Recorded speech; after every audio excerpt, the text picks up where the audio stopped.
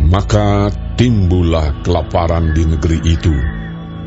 Ini bukan kelaparan yang pertama yang telah terjadi dalam zaman Abraham. Sebab itu Ishak pergi ke Gerar kepada Abimelek, raja orang Filistin. Lalu Tuhan menampakkan diri kepadanya serta berfirman, "Janganlah pergi ke Mesir, diamlah di negeri yang akan kukatakan kepadamu.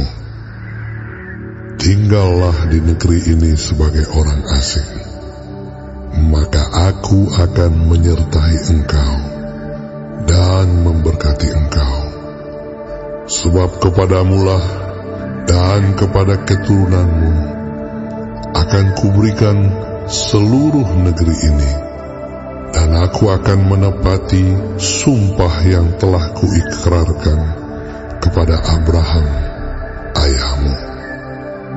Aku akan membuat banyak keturunanmu seperti bintang di langit. Aku akan memberikan kepada keturunanmu seluruh negeri ini, dan oleh keturunanmu semua bangsa di bumi akan mendapat berkat, karena Abraham telah mendengarkan firman-Ku dan memelihara kewajibannya kepadaku, yaitu segala perintah, ketetapan, dan hukum-Ku." Jadi tinggallah Ishak di Gerar. Ketika orang-orang di tempat itu bertanya tentang istrinya, berkatalah ia, "Dia saudaraku." Sebab ia takut mengatakan, "Iya, istriku." Karena pikirnya, "Jangan-jangan aku dibunuh oleh penduduk tempat ini karena Ribka, sebab elok parasnya." Setelah beberapa lama ia ada di sana, pada suatu kali menjenguklah Abimelek, raja orang Filistin itu dari jendela. Maka dilihatnya Ishak sedang bercumbu-cumbuan dengan Ribka, istrinya. Lalu Abimelek memanggil Ishak dan berkata, "Sesungguhnya dia istrimu.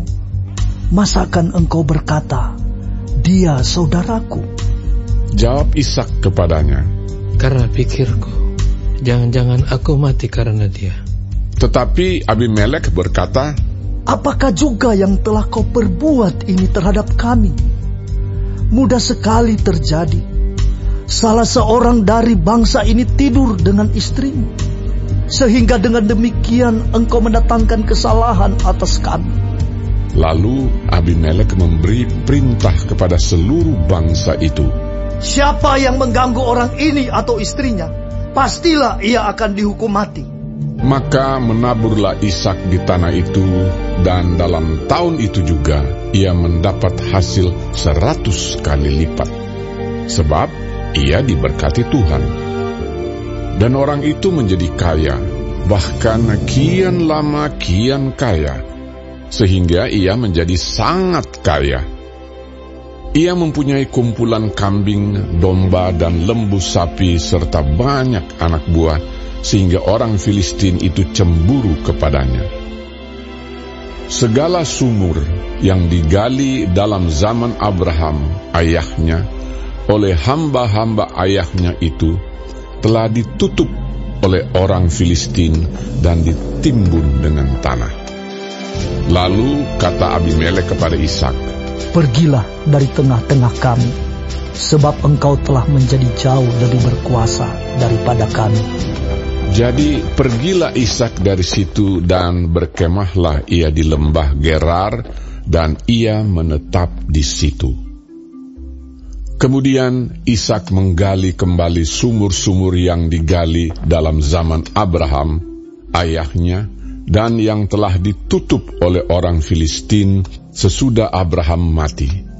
Disebutkannya nama sumur-sumur itu menurut nama-nama yang telah diberikan oleh ayahnya. Ketika hamba-hamba Ishak menggali di lembah itu, mereka mendapati di situ mata air yang berbual-bual airnya.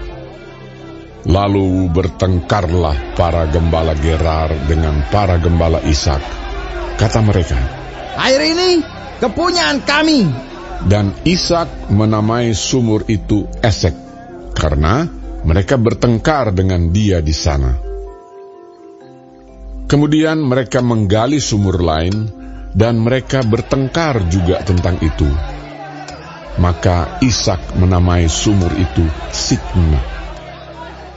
Ia pindah dari situ dan menggali sumur yang lain lagi. Tetapi tentang sumur ini, mereka tidak bertengkar. Sumur ini dinamainya Rehobot, dan ia berkata, sekarang Tuhan telah memberikan kelonggaran kepada kita, sehingga kita dapat beranak cucu di negeri ini. Dari situ ia pergi ke Beersheba. Lalu pada malam itu Tuhan menampakkan diri kepadanya serta berfirman, Akulah Allah ayahmu Abraham. Janganlah takut, sebab aku menyertai engkau. Aku akan memberkati engkau dan membuat banyak keturunanmu karena Abraham, hambaku itu. Sesudah itu, Ishak mendirikan mezbah di situ dan memanggil nama Tuhan. Ia memasang kemahnya di situ, lalu hamba-hambanya menggali sumur di situ. Datanglah Abimelek dari Gerar mendapatkannya, bersama-sama dengan Ahuzat, sahabatnya, dan Pikhol, kepala pasukannya. Tetapi kata Ishak kepada mereka, mengapa kamu datang mendapatkan aku? Bukankah kamu benci kepadaku dan telah menyuruh aku keluar dari tanahmu? Jawab mereka, kami telah melihat sendiri bahwa Tuhan menyertai engkau. Sebab itu kami berkata, baiklah, kita mengadakan sumpah setia antara kami dan engkau. Dan baiklah kami mengikat perjanjian dengan engkau, bahwa engkau tidak akan berbuat jahat kepada kami, seperti kami tidak mengganggu engkau, dan seperti kami semata-mata berbuat baik kepadamu, dan membiarkan engkau pergi dengan damai. Bukankah engkau sekarang yang diberkati Tuhan? Kemudian Ishak mengadakan perjamuan bagi mereka, lalu mereka makan dan minum. Keesokan harinya, pagi-pagi bersumpah-sumpahanlah mereka. Kemudian Ishak melepas mereka, dan mereka meninggalkan dia dengan damai. Pada hari itu, datanglah hamba-hamba Ishak memberitahukan kepadanya tentang sumur yang telah digali mereka, serta berkata kepadanya, kami telah mendapat air. Lalu dinamainyalah sumur itu Sheba. Sebab itu nama kota itu adalah Beersheba sampai sekarang. Ketika Esau telah berumur 40 tahun, ia mengambil Yudit, anak Beeri orang Het, dan Basmat, anak Elon orang Het, menjadi istrinya. Kedua perempuan itu menimbulkan kepedihan hati bagi Ishak dan bagi Ribka.